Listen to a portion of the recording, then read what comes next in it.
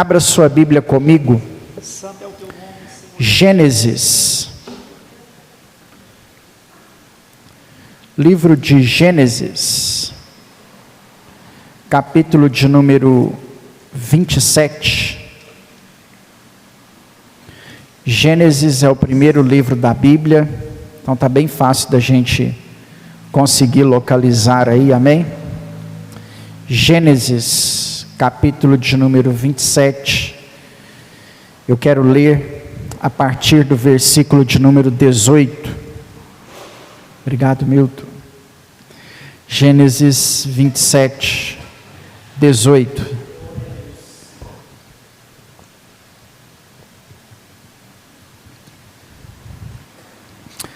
Livro do Gênesis, capítulo de número 27, versículo de número 18.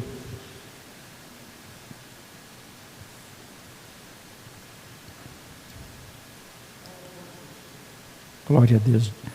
18. Gênesis 27, 18. Amém? Jacó foi ao seu pai e disse: meu pai. E ele respondeu: fala, quem és tu, meu filho? E respondeu Jacó a seu pai: eu sou Esaú, o teu primogênito. Fiz o que me ordenastes. Levanta-te, pois, assenta-te e come comigo da minha caça, para que me abençoe. Disse Isaque ao seu filho: como é isso que a pudeste achar tão depressa essa presa, meu filho? E ele respondeu: porque o Senhor, o teu Deus, a mandou a meu encontro. Então disse Isaque a Jacó: chega-te aqui, para que eu te apalpe, meu filho, e veja que és meu filho Esaú ou não. Jacó chegou-se a Isaque, o seu pai, e o apalpou e disse: a voz é de Jacó, porém as mãos são de Esaú. E não o reconheceu, porque as mãos com efeito estavam peludas, como ao de seu irmão Esaú, e o abençoou e lhe disse: és meu filho Esaú mesmo?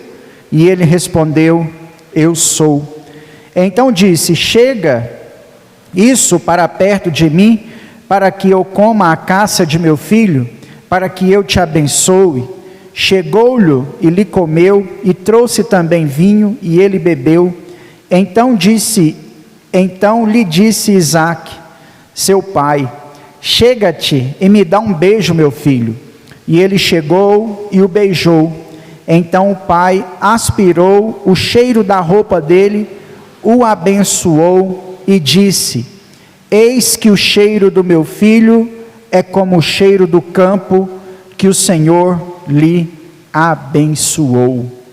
Pai, nós estamos diante da tua palavra nessa noite que foi lida e será ministrada aos nossos corações, e a nossa oração é para que através dela o Senhor possa falar conosco, Pai. Muitos de nós aqui nessa noite talvez tivemos um dia cheio, atarefado, atribulado, mas a graça do Senhor tem nos alcançado, e o Senhor nos trouxe até esta casa, nessa noite de quinta-feira, para juntos conhecermos mais ao Senhor.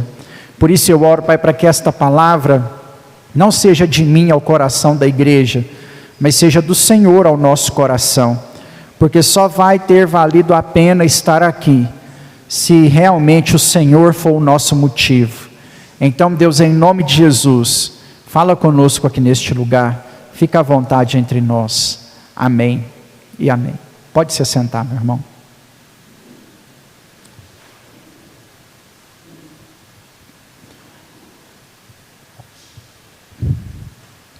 Dê um graça e paz para quem está aí perto de você. Diga para essa pessoa: que bom te ver aqui hoje. Amém. Glória a Deus. Maravilha. Irmãos, hoje eu quero falar um pouco com os irmãos a respeito de identidade. nós vivemos num momento, né, onde a nossa identidade, ela está muito comprometida em todos os aspectos. Às vezes, dentro da nossa própria casa, a nossa autoridade está comprometida, né? Um dos grandes problemas conjugais, um dos grandes problemas familiares hoje em dia, que o pai não sabe a sua identidade de pai, a mãe não sabe a sua identidade de mãe, o filho não sabe qual é a sua identidade de filho. A nossa identidade está conturpada, às vezes até dentro da igreja. Muitas vezes nós estamos dentro da igreja e não sabemos que tipo de cristão, que tipo de servo de Deus nós somos, ou como devemos ser enquanto servos de Deus. A nossa identidade, ela está tão conturbada, né, nesses dias. Eu não sei se foi essa semana ou semana passada, alguém me mandou um vídeo de um casal trans, aonde o rapaz é a mulher, né? O homem, ele se identifica como mulher, a mulher se identifica como homem, e eles estavam grávidos. E a mulher, que é o homem da relação, que estava gestando a criança. Então, você não sabe se o pai é pai, se a mãe é mãe, se a mãe é pai ou o pai é mãe. E aí, né, tem se tornado essa bagunça social que nós vivemos aí nos nossos dias. Às vezes a pessoa, ela é homem, mas ela não se identifica com o corpo de homem, psicologicamente ela acha que é mulher, e aí nós estamos com tudo isso aí perdendo a nossa identidade. Nós não perdemos a nossa identidade apenas nesses exageros que eu mencionei. Às vezes nós perdemos a nossa identidade quando nós usamos máscaras. E nós vivemos em um tempo de máscaras, onde nós mascaramos quem realmente nós somos, ou o que realmente nós somos. Né? Nós vivemos num mundo onde, embora a palavra Facebook significa minha vida é um livro aberto, né? Esse é o significado, minha vida é um livro aberto. Quem deu o nome por causa disso. A nossa vida hoje, ela não é um livro aberto, né? Muitas vezes nós usamos uma roupa, uma máscara, uma roupa de cristão, uma máscara de cristão, e às vezes no nosso dia a dia, às vezes dentro de casa, no nosso local de trabalho, na presença dos nossos amigos, nós não somos nada daquilo que nós apresentamos para as pessoas, né? Então nós vivemos nessa época, nesse tempo, o tempo das máscaras, o tempo onde a foto do nosso perfil é diferente da nossa realidade, né?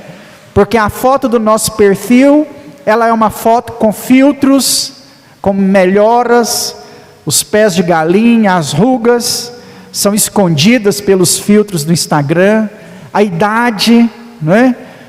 E eu tenho um pouco de receio de falar disso assim na igreja, por causa de uma experiência que eu tive aqui uma vez com um irmão.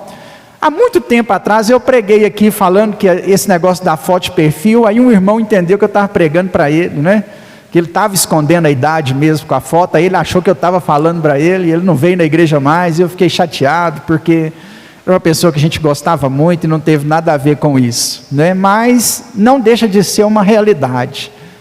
Às vezes a nossa foto do perfil é diferente daquilo que apresenta a realidade. Tem umas pessoas que é discrepante. Às vezes a gente lidar com, vou usar um exemplo de clientes, né, do local onde eu trabalho, que você vê a foto de perfil, é uma pessoa. Na hora que a pessoa chega para você atender, você não conhece a pessoa, porque não tem nada a ver com a foto que era de perfil, né? Você olha a foto de perfil, parece que a pessoa tem 20 anos, e na hora que chega para você é uma senhora de 50 e poucos. É um senhor, não é um rapazinho de 20 anos, é um senhor, né, de quase 60, mas a foto é essa foto das máscaras. Quando nós olhamos a rede social é uma máscara que nós às vezes usamos. Na rede social todos os casamentos são felizes, todas as famílias são felizes, ninguém tem problema, né? todo mundo só posta em rede social aquilo que serve para louvor, né? Então, é uma máscara, é um fugir da nossa realidade. Nós temos com isso um problema de identidade. Muitas pessoas hoje, inclusive cristãos, não sabem encarar a sua própria realidade de vida. E é extremamente importante que nós venhamos encarar a nossa realidade de vida. É muito importante com que a cada dia que se passe, nós venhamos nos conhecer a nós mesmos. E isso para a Bíblia se chama maturidade. Quando eu vou me conhecendo ao longo do percurso da minha caminhada cristã, eu vou conseguindo lidar melhor com algumas coisas na minha vida, e eu melhoro diante de Deus quando isso acontece. Nós vemos isso, nós vamos ver isso no desenvolver da vida de Jacó, por exemplo. Então é extremamente importante com que a cada dia você se conheça. Aliás, quem muitas vezes procura ajuda psicológica, um dos maiores motivos que leva uma pessoa a procurar ajuda psiquiátrica, psicológica, psicanalítica, é o fato da pessoa tentar se encontrar, achar a sua própria identidade. Para a psicologia existem 3 pessoas, né? Quando nós vamos olhar para a psicologia sobre nós vamos encontrar que nós somos pelo menos 3 pessoas. Eu, como bom biblista que sou, eu como servo de Deus que sou, entendo que nós somos 4 pessoas. A psicologia entende que somos 3, mas a teologia entende que nós somos 4. Não é nenhuma versão minha, é uma posição teológica. A psicologia diz que nós somos a pessoa que nós vendemos que somos, né? Quando alguém te pergunta quem é você, você vende uma imagem de quem você é. E essa imagem, ela nunca é uma imagem negativa. Você sempre vai vender uma imagem positiva. Quando você vai fazer uma entrevista de emprego, e a psicóloga do RH te pergunta quem é você, aí você responde: eu sou pai de 2 filhos, casado, proativo, né, atendo bem o cliente, gosto de trabalhar. Alguns anos depois na empresa já não é mais essa visão, né? Essa máscara cai rapidinho. Mas na hora da entrevista do RH, você resolve problemas, não é? Problemas que vêm até você gosta de trabalhar. Nós sempre vendemos uma boa imagem. Quando iniciamos os nossos relacionamentos, então, nem se fala. No período de namoro, para aqueles que são casados, qual era a imagem que você vendia, né? A imagem que nós vendemos para conquistar alguém. A imagem que nós vendemos para conquistar alguém é sempre a imagem do educado, do amoroso, do compassivo, da pessoa que está sempre ali próxima para ajudar, que não vê defeitos. Mas basta o casamento chegar e algumas máscaras caem e as realidades aparecem. E a gente vê que casamento, relacionamento não é igual ensina a novela da Globo, os filmes de Hollywood, né? A realidade conjugal, ela é bem diferente, porque nós vendemos uma imagem daquilo que geralmente nós não somos. A segunda pessoa para a psicologia é a pessoa que nós pensamos que somos. Psicologia entende que nós pensamos ser algo que nós não somos, né? E é interessante porque todas essas coisas, elas caminham dentro de um parecer bíblico. Embora eu estou citando psicologia, todas essas coisas caminham dentro de um parecer bíblico. A imagem que nós vendemos é a imagem que Jesus chamou de hipocrisia, de santidade quando não somos santos, de bons maridos ou boas esposas, quando na verdade deixamos a desejar. É a imagem hipócrita, né? A que nós vendemos é a imagem hipócrita. A imagem que nós pensamos que somos é aquela mesma imagem identificada pelo apóstolo Paulo aos Romanos, que ele disse assim: quando penso em fazer o bem, o mal já pratiquei. Quando tento não fazer o bem, O mal, o bem já fiz, né?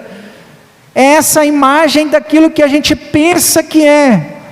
Às vezes nós pensamos que espiritualmente estamos bem.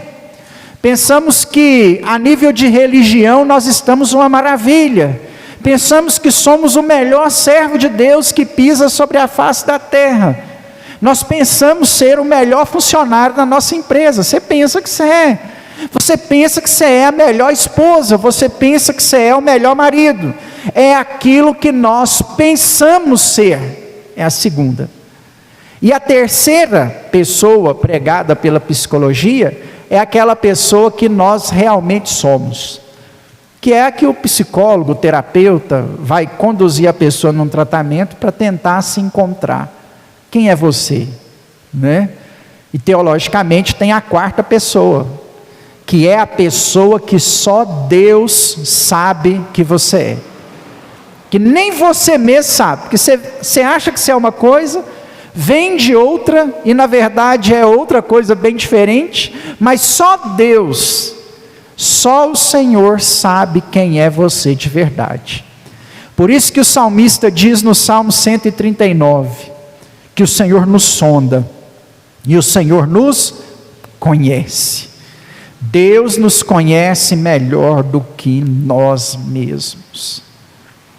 Esse texto que nós lemos é um texto bastante interessante que conta sobre o início da caminhada de Jacó, enquanto ainda era jovem. Seu pai já estava em idade avançada, já não enxergava direito. E aí chegou um momento onde Isaac entendeu que a morte estava chegando, então ele decide transferir a bênção patriarcal, né? A Bíblia fala sobre a bênção sacerdotal, a bênção apostólica, e tem a bênção patriarcal, que foi aquela bênção proferida aos patriarcas. Deus falou com Abraão, Abraão falou com Isaac, Isaac falou com Jacó, não é? E Jacó meio, não da mesma forma, mas falou para José. A bênção patriarcal, Isaac entende que está chegando a hora de fazer o que um dia o seu pai fez com ele. Então ele tinha 2 filhos, um privilégio maior do que o seu pai, que tinha apenas um. Então ele manda chamar o seu filho mais velho, embora gêmeo, aquele que nasceu primeiro, aquele a quem Isaac dedicou a sua vida para ensinar a primogenitura, não é? Ele manda chamar o filho. Só que nós tínhamos um pequeno problema nisso aí. A casa de Isaac, nela acontece algo que não é bom que aconteça dentro de uma casa. Um lar ser dividido. Enquanto o pai honrava mais a um filho, a mãe honrava o outro filho. E nós temos também uma outra pequena observação, que eu não quero chamar de problema. Deus deu uma promessa para Rebeca. E disse para Rebeca que o segundo filho seria o primogênito, que ele seria maior do que o primeiro. Então, quando Rebeca ouve a notícia de que Isaac iria já abençoar a vida do seu filho, ela logo quer arrumar uma forma de que essa promessa se cumpra, né? E aí ela vai tentar, ela não era brasileira, mas tentou dar um jeitinho na situação. É claro que a atitude de Rebeca está equivocada, mas Deus daria suas formas, se isso não acontecesse, certamente. A mãe então toma a decisão de vestir o filho mais novo com as roupas do filho mais velho e enganar o próprio marido. Olha que lar dividido. A mãe puxa a sardinha para o lado do filho mais novo, o pai puxa a sardinha para o lado do filho mais velho, e a mulher está disposta a enganar o próprio marido que está na velhice cego.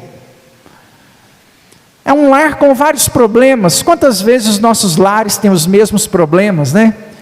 Só o Senhor para intervir nessa situação, como aconteceu na família de Isaac. Rebeca então pega o filho, prepara a caça. Não é o rapaz que sai para caçar, não é o rapaz que cozinha, desonrando o pedido que o pai havia feito. A mulher passa na frente e pega a caça e cozinha a caça com tempero que ela sabia que Isaac gostava. Entrega para o filho e fala: vai, e passa por seu irmão e recebe a bênção de seu pai. O menino então, com as roupas de seu irmão, com um prato, chega até Isaac. E na hora que ele chama Isaac, Isaac pergunta: é você, Jacó?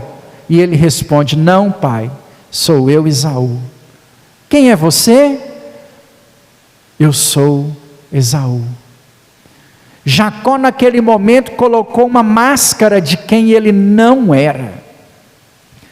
Talvez um erro pior do que comprar a primogenitura do irmão por um prato de feijão cozido é enganar o próprio pai no leito de morte, debilitado, com falta de visão.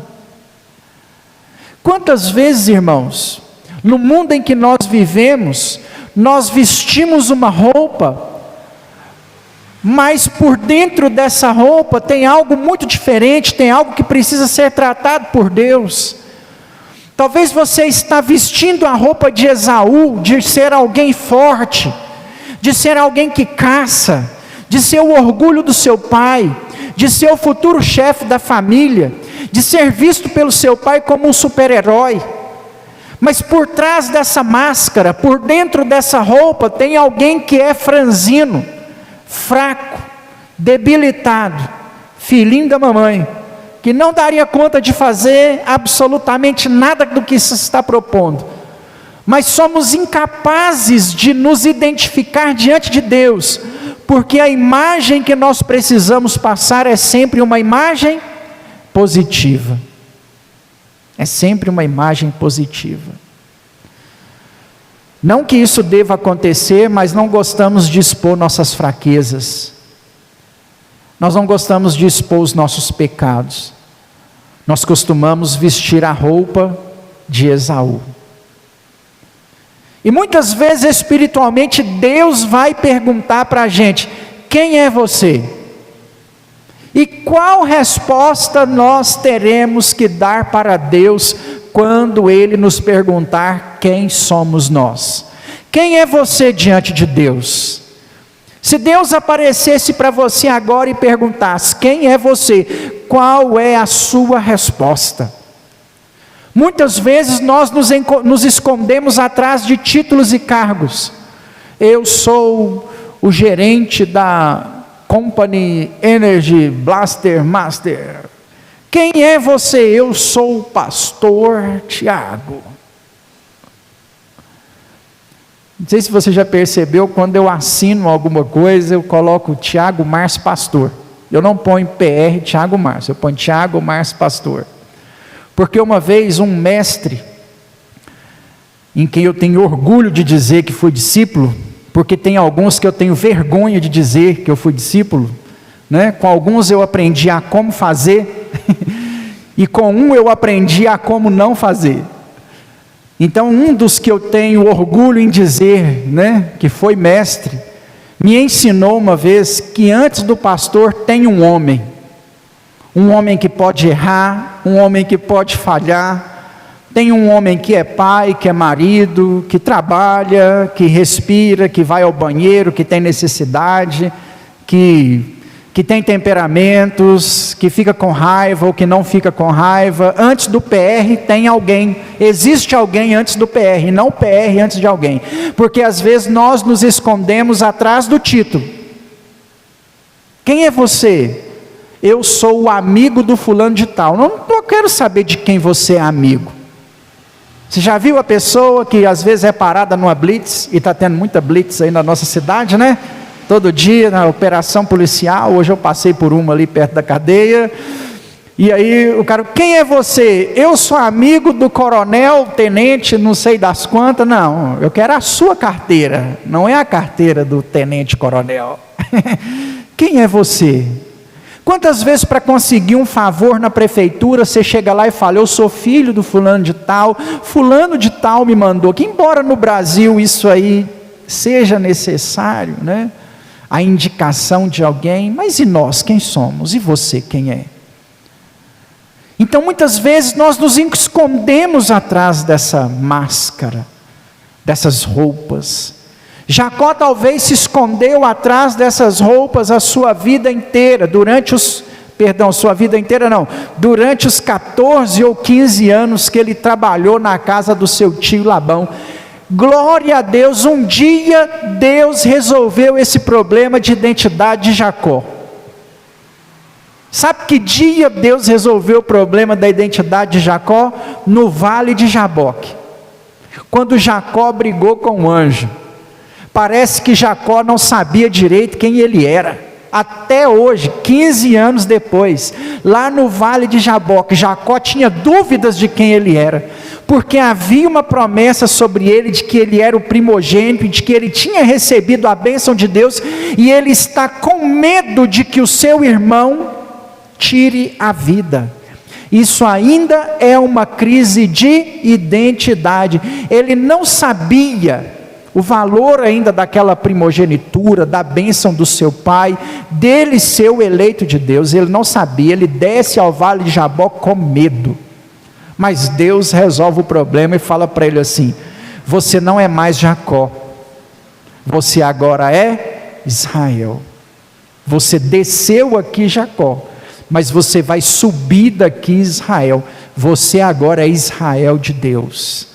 E Jacó sobe do vale de Jaboque agora para encontrar com seu irmão, sabendo que ele é Israel de Deus, sem medo agora. Ele olha para o seu irmão de cabeça erguida, ele vai ao encontro, ele manda o pagamento antecipado, e ele se depara com seu irmão para resolver o problema, porque agora não é o Jacó em crise de identidade, agora é Israel de Deus, o homem de Deus. E só a partir desse momento do vale de Jaboque é que nós entendemos que as experiências de Jacó vão fazer valer a pena. E olha que antes disso ele viu Deus em Betel. Olha que antes disso Deus já cuidava dele, mas faltava algo a ser tratado. A identidade ainda precisava ser reforçada. Quantas vezes, irmãos, nós até estamos servindo a Deus e sendo abençoados por Ele, como Jacó foi abençoado por Deus durante o período dos 15 anos, mas ainda não sabemos quem somos. É extremamente importante que na sua fé você saiba quem você é, por que Deus te chamou, para que Deus te separou, e o que você pode fazer na obra dEle. Nós não podemos viver por aí numa crise de identidade, principalmente espiritualmente falando. Quando olhamos à luz da Bíblia, a Bíblia vai nos ensinar a ter as nossas identidades muito bem estabelecidas. Se você é pai, assuma a sua identidade de pai, e faça o que a Bíblia colocou você para fazer enquanto pai. Se você é mulher, assuma a responsabilidade que Deus te confiou enquanto mulher. Se você é homem, assuma a responsabilidade que Deus te deu, porque você é homem. E seja homem, como disse Salomão, como disse Davi ao seu filho Salomão. Seja homem. Assuma o papel de abençoador do seu lar, de detentor da bênção de Deus, porque a bênção do Senhor na família passa primeiro pelo homem. Então assuma a sua identidade. E a mulher assuma a sua identidade de esposa. E a organização, o cuidado, o criar dos filhos é responsabilidade da mulher. Que honra Deus te deu, que presente Deus te deu. Assuma o seu papel. Não queira ser aquilo que você não é, e nem muito menos deixe de ser aquilo que Deus te chamou para ser. Nós precisamos parar com essas crises de identidade. Eu não sei o que eu sou, eu não sei o que eu faço. Não, Deus te chamou com propósitos muito bem específicos. Ele te chamou e te separou pelo seu nome. Ele te escolheu pelo que você é. Então nós não podemos fugir à responsabilidade. quando nós vamos partir agora para identificar quem realmente somos, é importante nós sempre irmos para o caminho da humildade. Aí, para falar sobre isso, eu gosto muito do exemplo de Paulo. Eu vou pedir o Cícero para colocar os textos ali à medida que eu for passando. E Paulo, para nós, ele nos dá um exemplo muito bacana desse desenvolver de identidade ao longo do processo, né? Eu já vejo isso em Jacó. Se você olhar para a vida de Jacó, você vai ver que essa crise de identidade, ela foi sendo tratada até chegar no Vale de Jaboque, e ele sair de lá como Israel de Deus e não como Jacó. Mas a de Paulo também me chama muita atenção, porque eu vejo que a de Paulo, ela é degradativa. Paulo começou achando que ele era por cima, e vai terminar a sua vida entendendo que ele deve estar na posição de humildade. Talvez você nunca percebeu esses textos por essa ótica, mas é exatamente assim que o apóstolo Paulo pensava. No começo de suas viagens missionárias, em 1 Coríntios, capítulo 15, versículo de número 9, ele se considera o menor dos apóstolos. Coloca aí para a gente, Cícero. 1 Coríntios, capítulo 15, versículo 9. Porque eu sou o menor dos apóstolos, que mesmo não sou digno de ser chamado apóstolo, pois persegui a igreja de Deus. Você pensa assim, não pastor, ele está sendo humilde, mas ele não está sendo tão humilde assim. Paulo considera apóstolo, servos e escravos. Então, na primeira vez que ele é mencionado, que ele se auto-menciona, olhando para a sua identidade, ele não está querendo dizer que ele não merece ser apóstolo, ele está querendo dizer que ele é quase um apóstolo. Ele está querendo galgar para cima, e ainda não está querendo puxar para baixo, ele está querendo subir. Eu sou quase um apóstolo, sou o menor, talvez não seja nem digno de ser chamado. Por quê? Porque eu persegui a igreja de Deus. Ele tinha essa consciência, ele só não estava sendo considerado apóstolo como os demais, pela perseguição que ele fez à igreja. Se não fosse isso, nesse período ele seria chamado de apóstolo. Entende? Muitas vezes nós vivemos assim, almejamos coisas que nós, por consequências da vida, não podemos ser. Demonstramos a nossa vida ser de um jeito que ela não é. Quando eu trabalhava no emprego anterior, aqui em Lagoa da Prata isso acontece muito. Aí tinha uma determinada pessoa, né, por ética, ninguém vai conhecer aqui também, e só por essa indicação não dá para saber quem que é. A pessoa foi lá e comprou uma Amarok. Naquela época a Amarok ainda tinha uma boa fama. A fama da caminhonete hoje não é tão boa mais. Mas naquela época era um senhor carro, a pessoa ir lá e comprar uma Amarok. E a pessoa fazia as revisões na concessionária para poder manter a garantia da sua Amarok. Aí um dia, na revisão, pediram para me levar a Amarok até a casa da pessoa. Irmãos, isso acontece muito aqui na nossa cidade, né? Os rifeiros têm muito essa visão. Não sei, não estou julgando se está certo ou se está errado, mas é um fato que acontece. Aí eu fui levar a Amarok na casa da pessoa. Irmãos, lá na zona periférica da cidade, longe de tudo, as ruas lá ainda eram de terra, a casa muito simples, nada contra quem tem casa simples, eu estou mostrando para você apenas uma realidade, uma casinha muito simples, muito aquém de quem tem condições de ter uma Amarok, que na época custava 180 mil reais, eu estou falando com você de 6 ou 7 anos aqui atrás. Aí a pessoa pediu para me colocar a Amarok dentro da garagem. O portão mal conseguia abrir na cerca. A garagem da Amarok era esticada de lona e corda. A casa muito simples, um barracão. Mas o camarada está andando de Amarok. É a tal da vida pelas aparências. A gente chega até a pensar assim, por que não vendeu essa Amarok e comprou um lote? Porque eu sei que o lugar é alugado. Por que não vende essa Amarok e bate laje na casa, talvez, ao invés de ter, ou faz uma garagem, ou cimenta cimenta lá o terreiro? Mas nós gostamos dessa vida aparente. Você vê a pessoa andando de Amarok com a mão do lado de fora, achando que é o dono do trânsito, mas ele estaciona essa Amarok debaixo de uma lona velha de construção.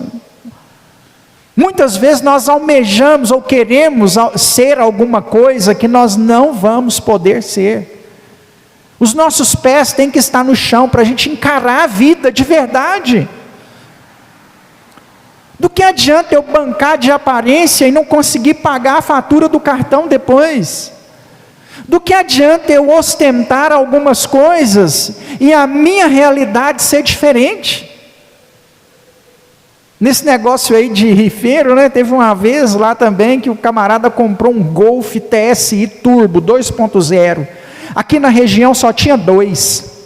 Esse e o do doutor Antônio Carlos. O outro cara era médico, mas o outro que tinha era o rifeiro. Tem umas ruínas apertadas ali perto da Pai, travessa, não me lembro o nome, o rapaz morava lá. Esse Golf tinha um problema crônico de mecânica, a mecatrônica dele estragava, a Volks trocava em garantia. A mecatrônica do Golf do rapaz estragou na garagem da casa dele. Não tinha como a prancha, o guincho, ir lá para pegar o carro, entendeu? Não cabe a prancha nas ruínas da travessa, não dava para tirar o carro de lá. O rapaz da Volks veio dar assistência, o engenheiro, o técnico mestre veio dar assistência, foi lá e falou comigo assim: Tiago, para tirar o Golf de lá, só se a gente arrumar um helicóptero com aquela garra assim, e levar lá para perto da Pai, para dar para a prancha pegar, porque de outro jeito não dá para tirar o carro de lá. Foi um sacrifício danado, o mecânico teve que levar a caixa de ferramenta, computador, arrancar a mecatrônica, esperar na garagem do moço, porque o carro não saía de lá. Mas eu estou andando de Golf. A aparência, muitas vezes para nós é o que importa. A roupa de Esaú. Nós queremos o título. Eu sou quase um apóstolo, eu sou quase um pastor. Lembro quando eu fazia seminário, os meninos no seminário tinham muito isso, não podia chamar de irmão mais, não era seminarista, porque eu sou quase pastor na Batista já, Camarada no movimento pentecostal recebe o título de presbítero, chama ele de irmão para você ver. Irmão não, corrija aí, presbítero. Nós nos escondemos atrás das roupas que nos são dadas. Rebeca está nos dando a roupagem de Esaú, enquanto nós ainda somos Jacó. O Paulo está assim, eu sou o menor dos apóstolos, não sou digno de ser chamado, porque persegui a igreja de Deus, mas se não fosse isso, eu seria um apóstolo, é o que ele está querendo dizer aos Coríntios. Em Efésios capítulo 3, versículo 8, aí o Paulo já vai melhorar um pouco o seu conceito, Efésios capítulo 3, versículo 8, a mim, o menor de todos os santos, não foi me dada esta graça de pregar aos gentios o evangelho das insondáveis riquezas de Cristo. Aqui já melhorou, porque em Corinto ele está se considerando um quase apóstolo. Agora em Efésios ele já se considera o menor dos santos, dos irmãos que estão na igreja, Santos, a igreja no começo não chamavam um ao outro de irmão, chamavam um ao outro de santo. Vieram a chamar um ao outro de irmão depois, com os ensinamentos do próprio apóstolo Paulo sobre família. Mas até os ensinamentos de Paulo sobre família, os irmãos se comunicavam entre si chamando de santo. Aí o homem que se achava um quase apóstolo, agora no meio do seu ministério, já se considera o menor entre os irmãos. Aí já ficou melhor. Já achou melhor a sua identidade. Paulo já não está mais tão preocupado com o título apostólico. Deus tratou isso muito bem no coração de Paulo, né? Tem um texto, eu não vou me lembrar o texto agora. Aliás, não vou lembrar a referência, né? O texto eu lembro. Quando Paulo é indagado sobre o seu espinho na carne, ele dá um motivo porque tinha um espinho na carne. Você é bom de Bíblia? Você lembra lá qual que é o motivo? Para que eu não me ensoberbecesse. O espinho na carne de Paulo é para que a soberba não viesse. Se ele tem esse medo é porque isso acontecia. Aí Paulo agora, a soberba já foi um pouco que vencida, porque o título apostólico já não é mais uma obsessão. Enquanto Paulo queria o título apostólico como obsessão, Pedro negou. Ele não é apóstolo, perseguiu a igreja, não chame ele de apóstolo. Quando Paulo entendeu que essas coisas não eram importantes e próximo à sua morte, o próprio Pedro reconhece, verdadeiramente este é apóstolo de Cristo. Aqui a identidade de Paulo já melhora um pouco, eu sou o menor entre os santos da igreja. Há poucos dias eu preguei aqui na igreja sobre Filipenses 2, de 5 a 11, né? E eu gosto muito do versículo de número 3, se eu não me engano, onde o apóstolo Paulo ensina a igreja aos Filipenses o seguinte, sobre humildade, e fala para eles assim: antes reconheçam aos demais irmãos como superior a vós mesmos. Irmãos, na nossa identidade de cristão, eu falei que sobre várias identidades que nós precisamos assumir, mas na nossa identidade de cristão, nunca se reconheça maior do que ninguém, seja sempre o menor. Aliás, Jesus falou para a gente ser assim, aquele que quiser ser o maior, seja o menor. Nós não temos necessidade de nos considerar superior a ninguém. Seus anos de evangelho, seus anos de igreja, nossos títulos, nossos cargos, espiritualmente falando, não nos torna melhor do que ninguém. O verdadeiro cristão sempre será pautado pela humildade. Quando você vê alguém se exaltando, dizendo, eu leio 60 livros, eu tenho X curso, X curso, X curso, X curso, para que isso seja um respaldo para você, duvide. Primeiro que se você tirar o evangelho, e for procurar alguém que é mestre, sabedor de alguma coisa, ele não fica enumerando quantos livros ele leu. Quanto mais conhecimento uma pessoa tem, mais humilde ele é. Se ele está sendo soberbo, é porque esse conhecimento é falso. Porque todo conhecimento traz humildade. Se você pegar os grandes homens, com maiores níveis de conhecimento no mundo, no país ou na nossa cidade, onde você vai ver que essas pessoas vivem de maneira simples, gostam de coisas simples, não ficam crescendo para cima de ninguém, porque a sabedoria traz humildade. Sabedoria não traz soberba. Colocando o evangelho, a graça, agora trazendo para dentro da graça, é para ser mais diferente ainda. O conhecimento a respeito de Deus é para fazer de nós pessoas mais humildes. Humildes. Se fosse olhar para títulos, ou o que fez ou o que não fez, é só exaltação humana. Chegar aqui para você com o meu currículo, é só exaltação humana. Eu sou o Tiago, bacharel em teologia ministerial, capelão pela UCEBRAS, formado em pedagogia pela Unopar, pós-graduado em neuropsicopedagogia pela Unopar, né? Isso é só pastor da Ormiban, né? Aprovado com nota máxima no exame da ordem. Isso aí é só exaltação humana, não serve para nada. Diante de Deus, que vai mandar é minha vida de oração. Chegar lá no dia do céu lá e bater com o meu diploma de bacharel em teologia ministerial, falar, tá aí Jesus, ó, carteirada, deixa eu entrar aí que o meu diploma está aqui. Não é assim que vai funcionar. Isso é só exaltação humana. Paulo aqui já está melhor, porque ele já não está ligando mais para essas coisas. Está ligando mais para essas coisas. Paulo está entendendo que o que faz da gente um verdadeiro cristão com identidade cristã é a humildade. É a humildade. O terceiro texto é o melhor, né? Porque ele começou achando que ele era quase um apóstolo. Nesse texto de Efésios, ele já é o menor dos santos. Agora, quando Paulo está próximo ao fim de sua vida, as últimas cartas que ele vai escrever é a Timóteo. Olha o que Paulo escreveu em Timóteo 1,15. Eu disse que é degradativo, né? Um quase apóstolo, menor do que os santos, mas agora em Timóteo 1,15, ele vai pôr a identidade que realmente ele precisa ter diante do Senhor, né?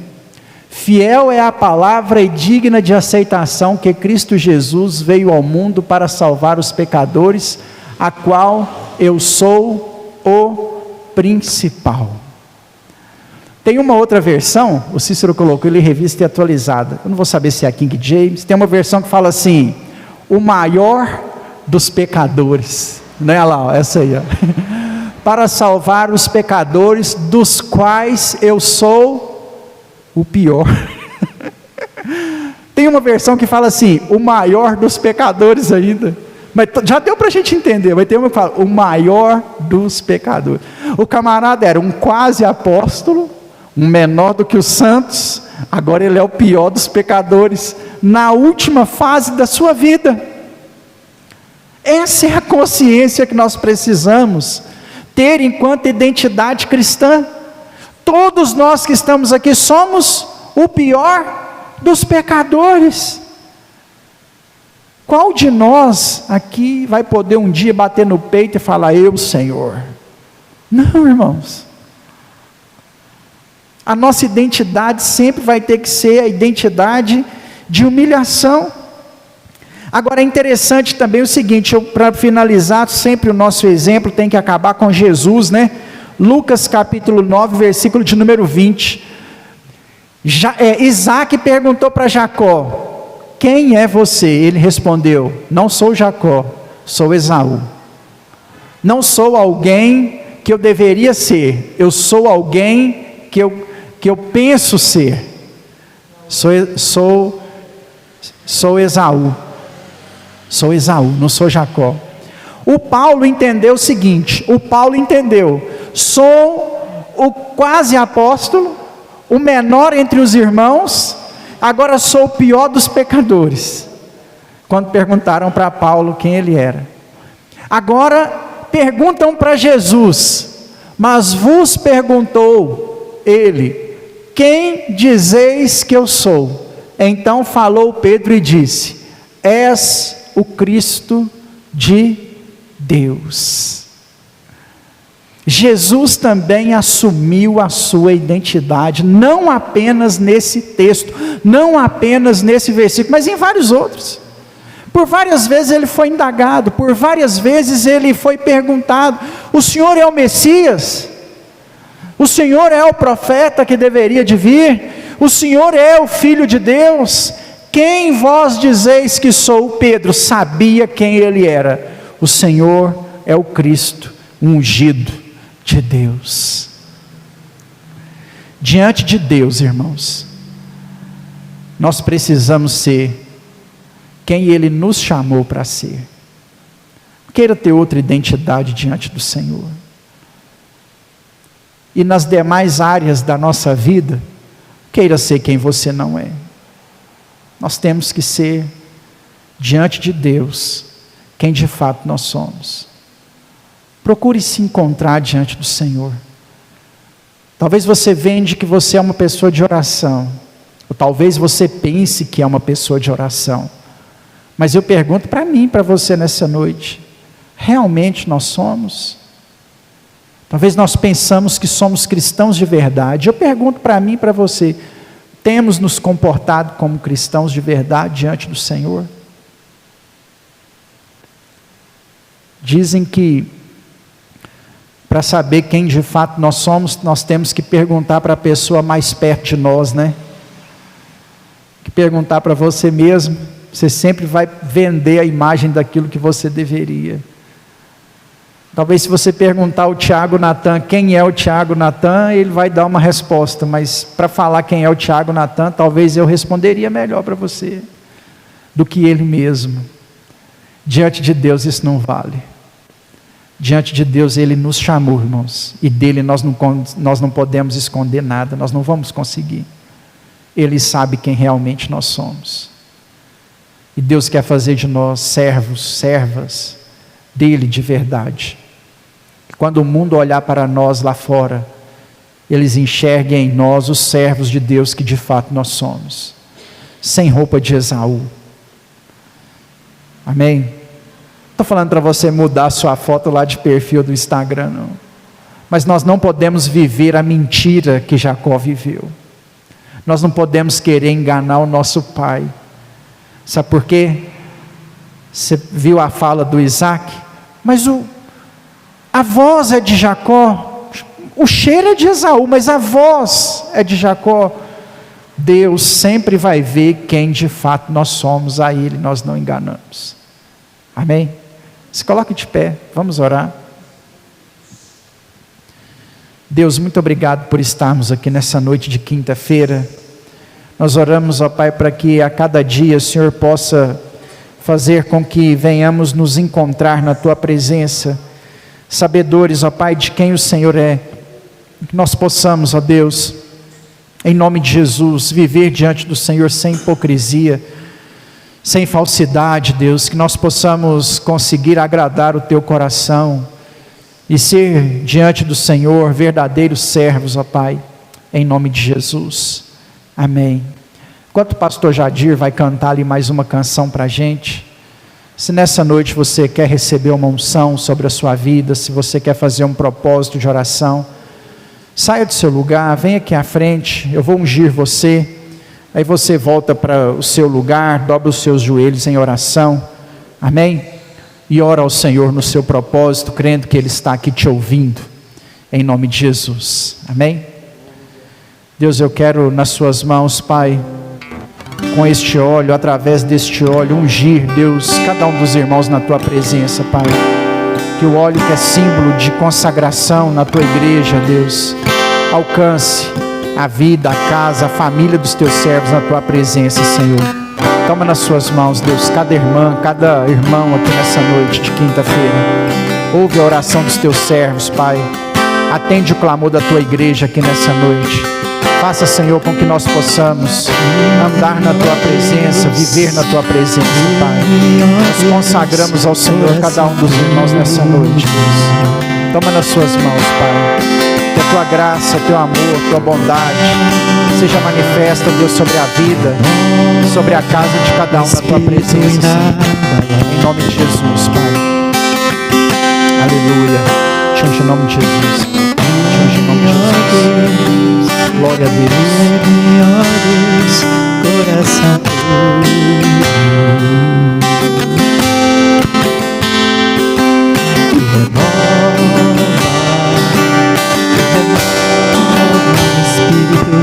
inabalável.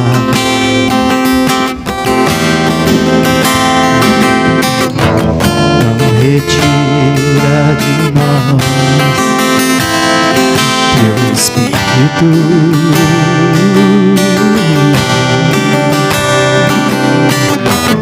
Não retira de nós o Teu Espírito.